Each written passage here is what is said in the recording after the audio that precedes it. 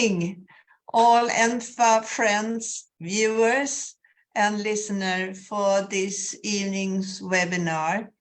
I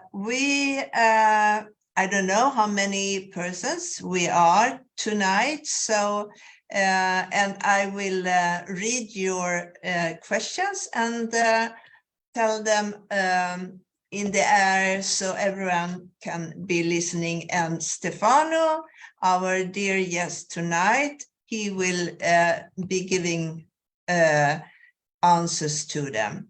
And now I will introduce our dear ENFA board member,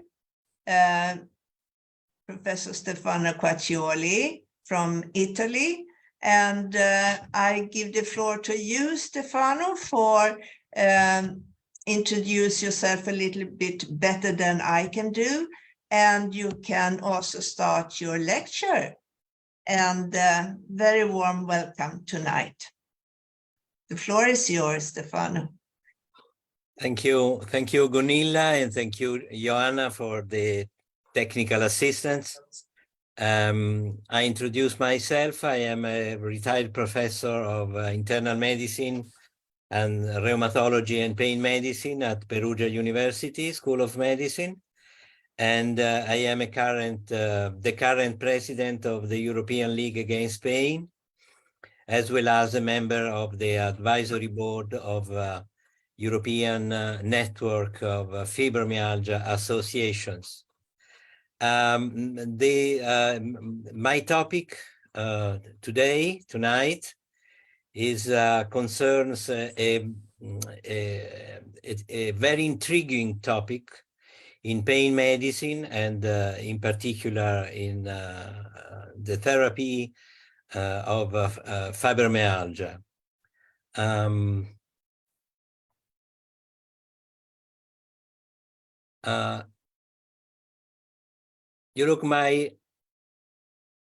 Do you see my slide now? Yes. Okay. Very good. Okay, I go.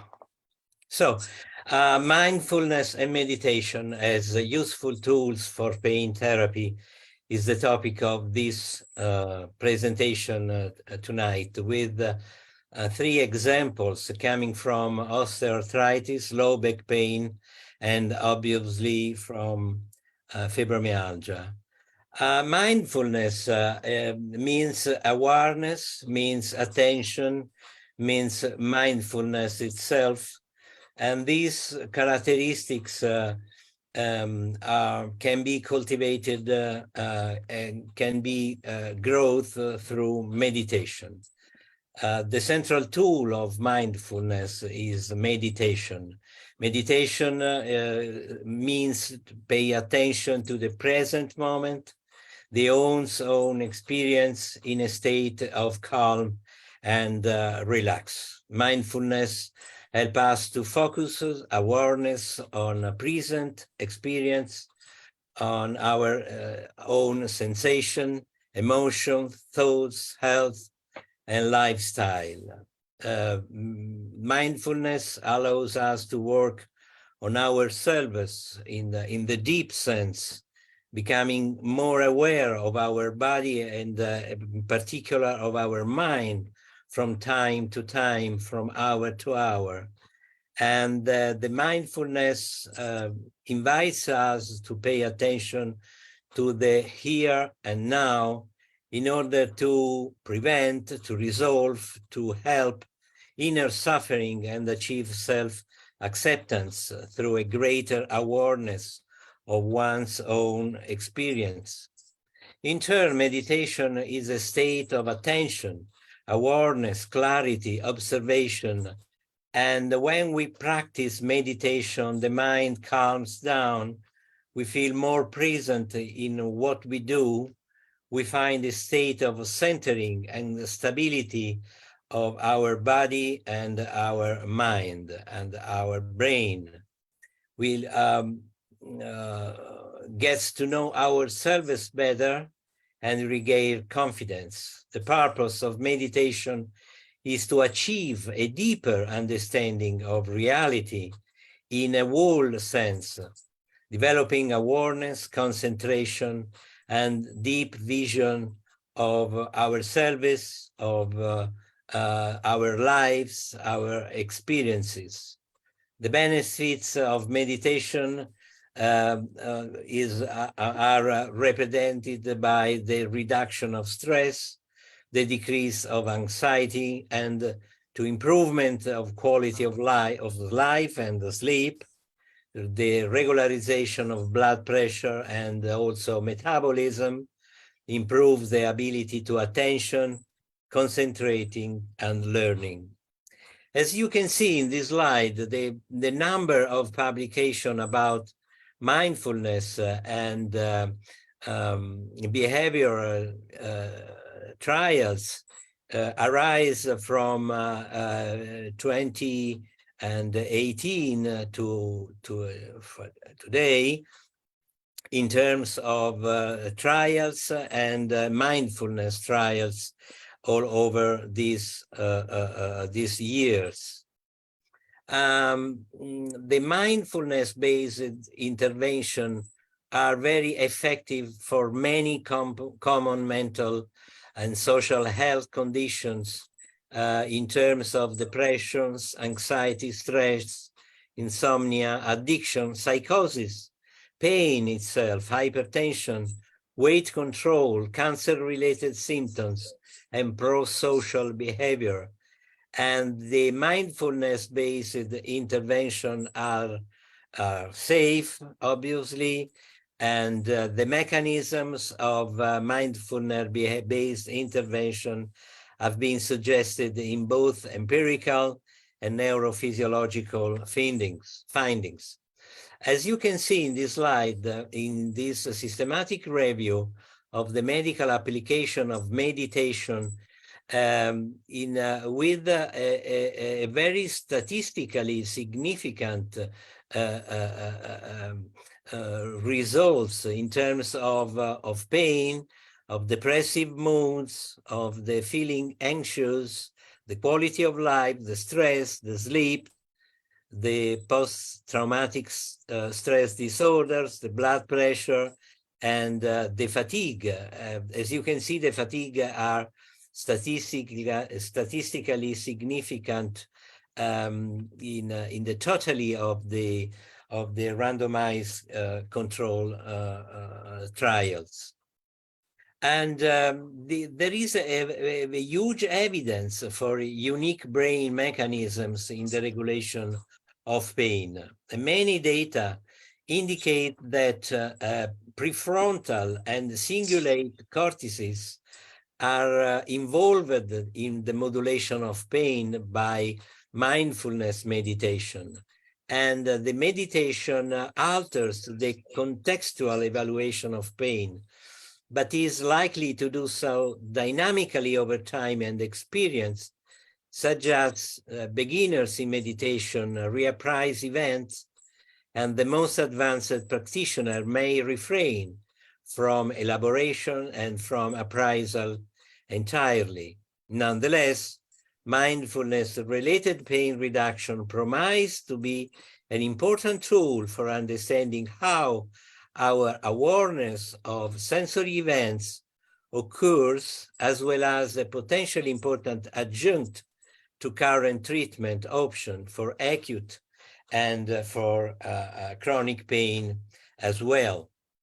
We have many evidence that there is a neuromodulatory treatments for chronic pain, and we found many data about mindfulness meditation show reduced activation and the evaluative and emotional areas, the amygdala, the hippocampus, during pain stimulation, and the higher pain threshold in the expert mediators that were found in many studies were associated with reduced functional connectivity between the cingulate cortex and the dorsolateral prefrontal cortex, suggesting a decoupling of cognitive, evaluative, and sensory discriminative brain networks, a find and interpretation that is consistent with mindfulness theory. There is many neural mechanisms of mindfulness-based pain relief. As you can see in this slide, the activation of many brain area in extensive mindfulness training in comparisons with brief mindfulness training and in the normal subjects non-performing meditation. And the activation of this area are very, very confirmed with functional magnetic nuclear resonance in terms of the activation of the brain area that are able to control pain and to control the health status and to control the stress moments and the cases of our lives. So neural mechanisms of mindfulness-based pain are illustrated, are shown by functional magnetic resonance. When considering the ongoing chronic pain and opioid epidemic, the utility of mindfulness meditation might prove to be an important tool to teach individuals to self-regulate pain directly with the present, centered, and acceptance-based strategies. As you can see, in this meta-analysis, there is many evidences show that the intervention in terms of mindfulness meditation in chronic pain are very useful to control pain.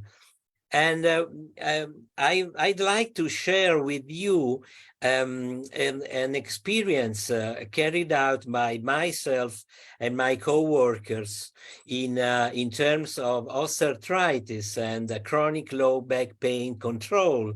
And the aim of our study was to investigate the role of meditation in a cohort of Italy resident subjects coming from Thailand, following only complementary medicine.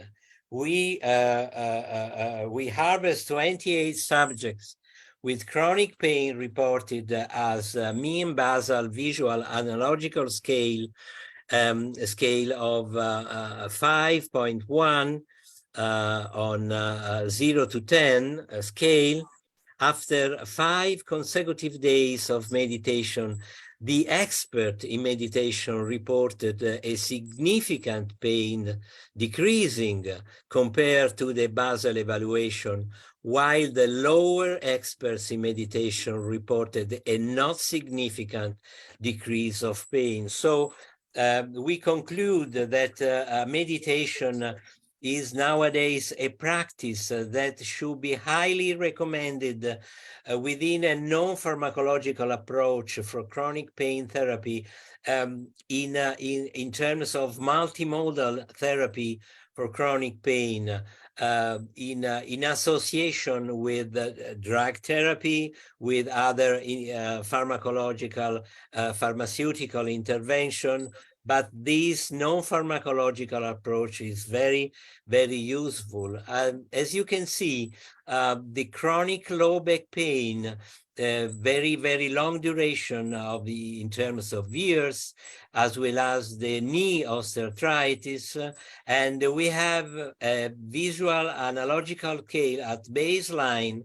And after 5 sessions of meditation in expert in meditation from 5 to 3, and in comparisons with non-expert in meditation from 5 to only to 4.4, and we can show the differences from the expert in meditation in comparisons with non-expert in meditation. I explained the expert in meditation is the people that can meditate 1 hour a day. The non-expert in meditation no more than 20 minutes a day. And as you can see in comparisons to the baseline, the expert in meditation shows a reduction in pain in comparisons with non-expert in meditation. So the meditation is nowadays highly recommended in a non-pharmacological approach to chronic pain therapy. And we have the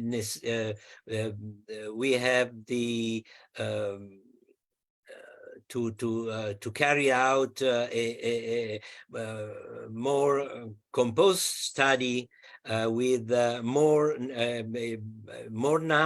huge number of subjects studied, but this ancient discipline of meditation in association with other pharmaceutical therapy, pharmacological therapy, but meditation shows its benefits for body and mind, and especially in patients with chronic pain. In fibromyalgia, mindfulness provides an effective complementary treatment approach for fibromyalgia patients, and in particular the identification of the specific analgesic mechanisms supporting mindfulness-based pain relief could be utilized to better design behavioral intervention to specifically target fibromyalgia-related outcomes. And also in recommended guidelines for fibromyalgia includes a combination of pharmacological and behavioral non-pharmacological treatment approach, so that in order to attenuate, to reduce psychological factors involved in facilitating pain, including anxiety, depression, pain catastrophizing. In particular, pain catastrophizing is a cognitive and emotional state where patients magnify the threat value of a pain stimulus, report helplessness in the context of pain, and are unable to inhibit intrusive pain-related thoughts. And exercise therapy, such as mindfulness meditation, is very useful in non-pharmacological treatment in fibromyalgia, so that a standard 8-week mindfulness-based reduction program is the most widely studied approach for fibromyalgia-related outcomes. And we have to educate individuals to respond more effectively to stress, to pain, and the reduction of illness through the use of multiple techniques, including, meditation practice. So we have many data, not only in terms of functional magnetic nuclear resonance, but also in many randomized controlled trials that demonstrate that mindfulness meditation is very useful to switch on such areas in the brain, and to switch off other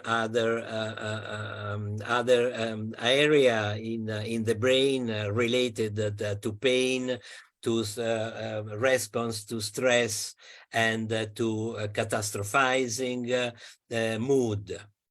In conclusion, mindfulness attenuates pain by enhancing cognitive flexibility and the ability to regulate emotional reaction with non-judgmental and non-reactive focus.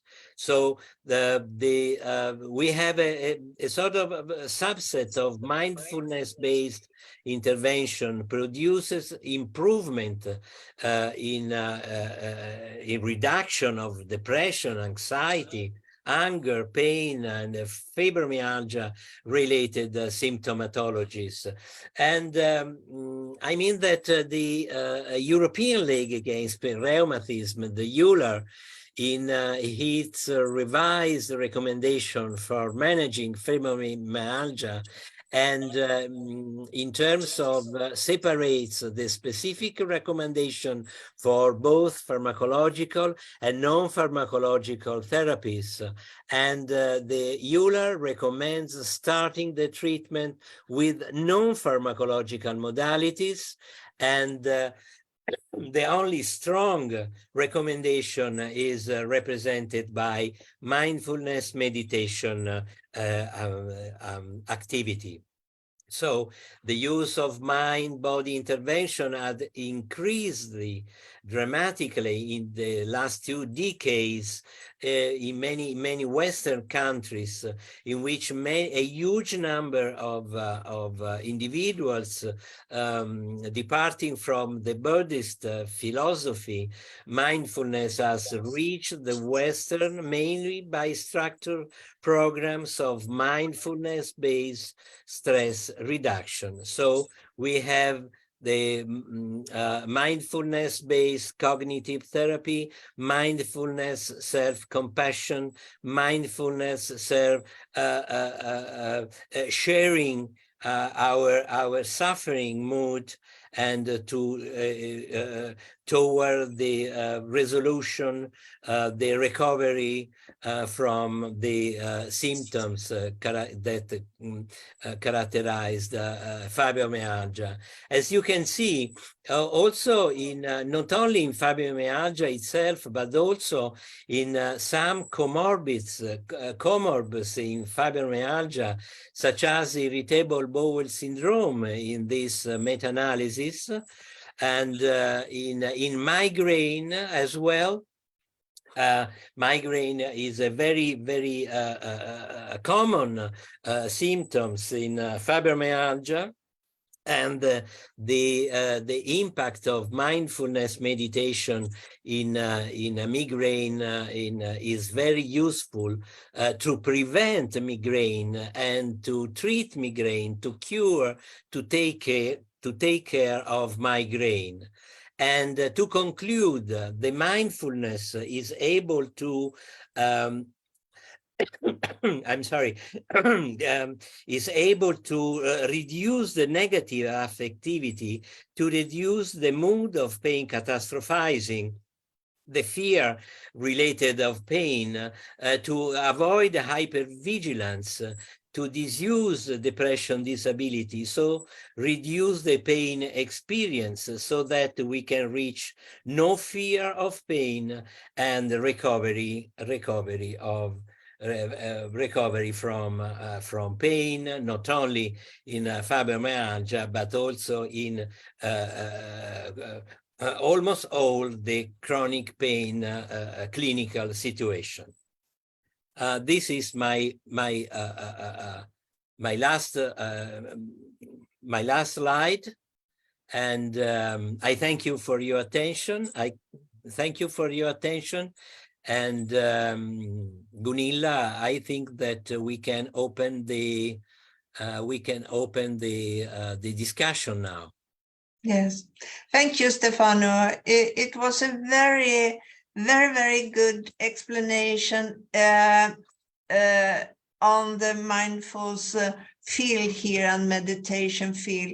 I think sometimes it can be a lot of misunderstandings.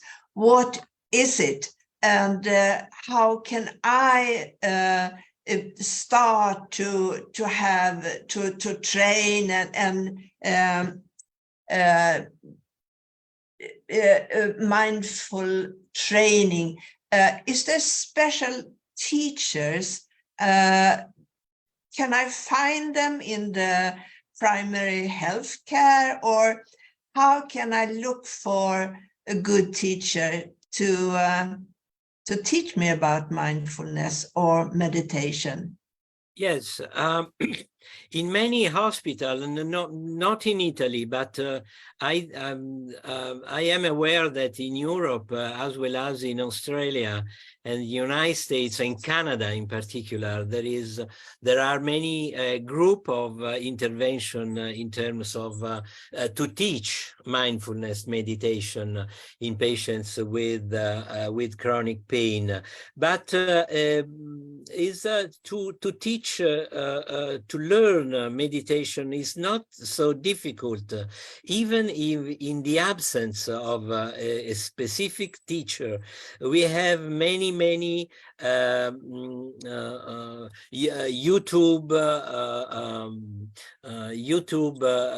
link that teach meditation, as well as many books concerns meditation. And at the beginning of the activity is not simple to meditate longer than 20 minutes, 15, 20 minutes, but day by day, week by week, we reach many consciousness, mindfulness, and self-experience meditation ability to meditate more than 30 minutes. And in my experience and in reading the scientific literature about this topic, I think that 30, 40 minutes a day or in an alternate day is very useful to ameliorate our consciousness, our self, our well-being, and so on. Yeah. You were talking about the 8-week mindful course, or there was you mentioned it in your study, Yes. in a study here. So is that a proper time to get into the mood of try to relax and come down, so you can reach a little bit more deeper inside yourself? Yeah, but 8 weeks is a standardized time for the scientific harvesting of data, but more you for a longer you meditate, better you are, better you feel itself, and so. We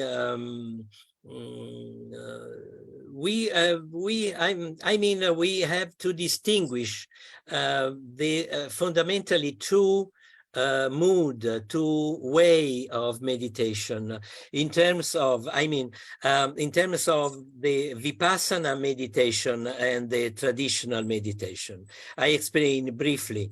The Vipassana meditation is a meditation technique without the objects, any objects of meditation. Is represented the so-called meditation of deep, a deep meditation without objects of meditation. On the contrary, the other meditation techniques is a meditation with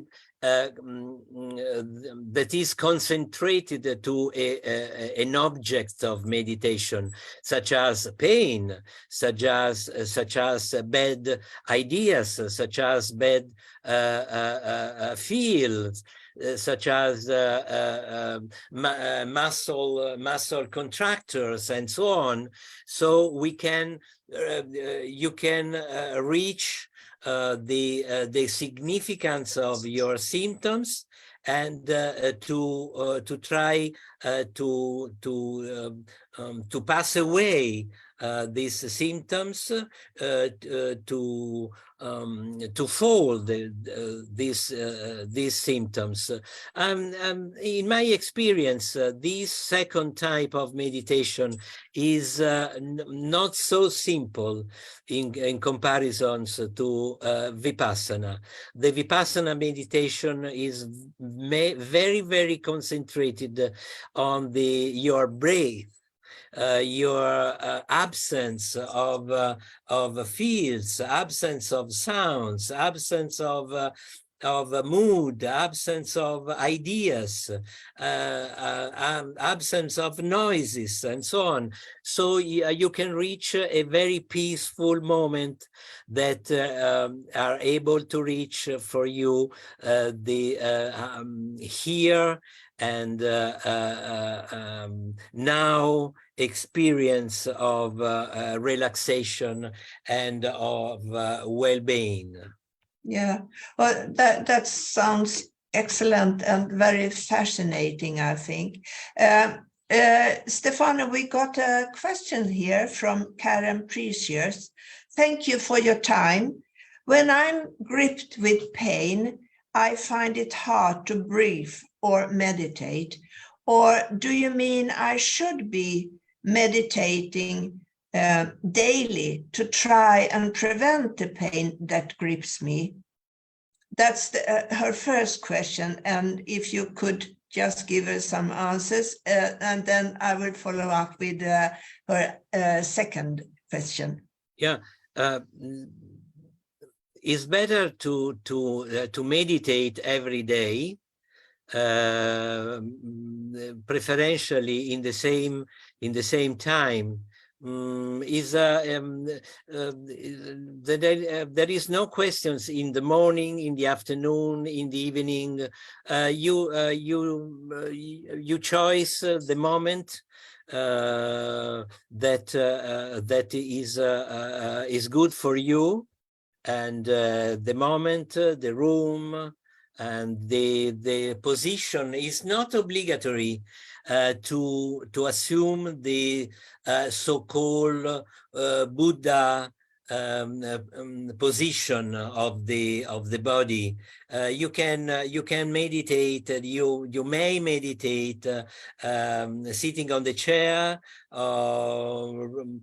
in a very relaxed situation in your bed, and so on. Is not obligatory a particular moment in the day, as well as in a particular hour of the day, as well as in particular body positions.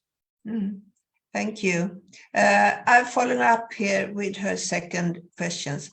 Do you know of any distraction tools that will help when I'm gripped with pain, like flicking an elastic band, for example, although that hurts, so not that. No, don't take this elastic band if it hurts you, I would say. No, the elastic band is represents another non-pharmacological tools for treatment of chronic pain, but is completely different from meditation and mindfulness, you know. I found it myself. I started yoga for over 10 years ago, even if I have some period when I'm not going to the class. But it took me almost a year to really find myself relaxed and not been thinking a lot of things. So it can sometimes be a little bit hard to come down and be relaxed, and when all the thoughts are stopping in your head. So I would like to say that it can be different approach to the mindfulness and meditation. and you have to a little bit learn how to be relaxed, I think. We are all so sometimes very stressed, and it can take time. So I would like to say, don't give up if you start with the meditation or the mindfulness. You can have some resistance to it, to be relaxed, I would like to say. Yes, I completely agree with you, because many of our pain sensation, of pain symptoms, of not comfortable mood, depending from the stress, from stress situations, from many thoughts that fulfill our days, our lives in every day. And so to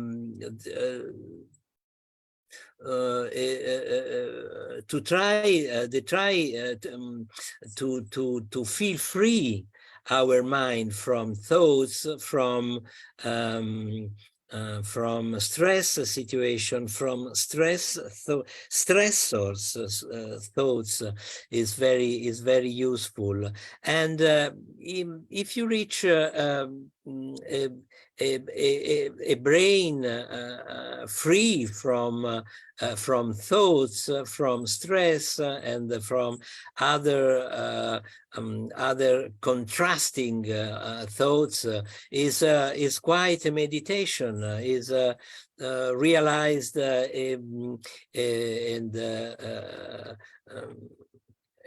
here and here and now and here situation. So it's not completely different from meditation. Is really useful instruments to reach relaxation, relaxed period in our time. That's so right, Stefano. We have another question here from Ivania Borg. Meditation is the only thing that it works 100% on me. With meditation, I can handle much better my pain. 20 minutes in the morning and 10 minutes afternoon and 20 minutes in the evening. That's a real good program, I think. And I think you expressed it so nicely just a minute ago. You could feel free. That's a wonderful explanation that you can handle with the mindfulness and meditation. Now we have got such a good explanation what's happened inside our minds and brains, and within all our bodies, and the conclusion, and as you have given us the take-home message here, that you can feel free. That's just so wonderful to hear, and it works, and also that you have given us such good evidence, because I think still a lot of practitioners maybe not have got the insight that this is such a good relief for pain patients. Oh yes, I thank you for your observation about my presentation. But you are a very expert in meditation, because you meditate 3 times a day. So I mean, Thich Nhat Hanh, a monk from Laos, that lives in the south of French country, teach about the meditation in 1 minute. So you can meditate in the train if you are a commuter, in the subway to reach the place of your work, and the Thich Nhat Hanh help us also by the walking meditation. It's not simple to learn walking meditation, but if you have a garden, you can design a very short walking, 20 meters, 10 meters, and we have the possibility to walk around and return, to go to the end of your walking and to return. And so the so-called walking meditation is another example of the possibility of mindful meditation techniques. Yes, that's wonderful. If I may say, it's so handy. You always have it with you, and you can exercise it whenever you want to. That's just splendid, and it's really a relief for a pain patient to think about that. So there's not much that should stop you to start to exercise and to get some guidings how you start the first minute or so. Can you, Stefano, please give us an example of the introduction, the first just couple of minutes you have for starting meditation? If you were our teacher now, and we should start a meditation. Yes, you must assume what is important for us to do. You mentioned to sit in a relaxed mood, or we are not going to walk, but if you are relaxed and sit, you can also lie down, of course. You must choose a location in silence, or even in with a background of music, very relaxing music.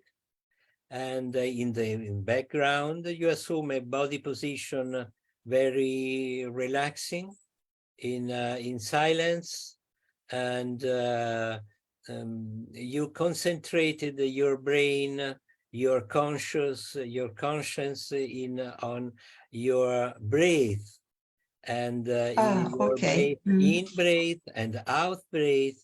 So it's simple to observe a reduction of heart rate, for example, and you have experienced the muscle relaxation, and to introduce itself in the meditation mood. That's a very good start, to introduce the meditation mood. So that's a very good words, I think. You should be prepared. You should introduce yourself to a meditation mood. That's very true, and very good explanation how to start. And I know there's a lot of online, and as you mentioned before, YouTube videos that can introduce you to a meditation as well. And for me, I try to do it when I'm waking up during the nights and having hard times to go back to sleep. So as you say, it's very handy, and you always keep it with you. And I guess it's no side effects. Have you ever heard about any side effects? Yes, no side effects. It's No. completely safe, completely safe. That's just wonderful. Yeah. I will see if there is any more questions for you. Ivania Borg, we have heard your answer to Ivania Borg, and she really were really practicing the meditation, and she thought it was the only thing that could help her. And the take-home message, except your slide here, which is very good to have in mind, is to maybe asking for a meditation or mindfulness education program when you visit your pain doctor or the healthcare, and because there's a lot of evidence for it. It's so important with the evidence nowadays, and there is evidence for meditation and mindfulness, and that is so good, I think. Yeah, really. Yeah, I completely agree. Yeah. So when we have our board meetings, we will maybe start with 10 minutes of meditation or mindfulness. Yeah. And then we have fresh minds and can get on open working. Mind, an open mind. Open mind. Open and fresh mind. Yeah. That's lovely. So I think we can give our thanks to Stefano for this evening's webinar, and we will keep in mind your take-home messages and the proof, the evidence you have given us, and we can also take home some questions here from our listeners and viewers, and I think that's a wonderful take-home message that everyone can use it, and it's free, and it's will give us an open mind. So I thank you, Stefano, and to our viewers, listeners, I will say that we will have it on the YouTube channel, and you will have the message of that. So you can always listening and see it later on whenever you want to. So thank you for tonight. Thank you. And see you next month again. Thank you, Stefano, and thank you, Joanna, for your technical support. Thank you, Gunilla. Goodbye. Thank you, the listener. Thank you, Joanna, and have a nice day. Have a nice day. Bye. Bye-bye.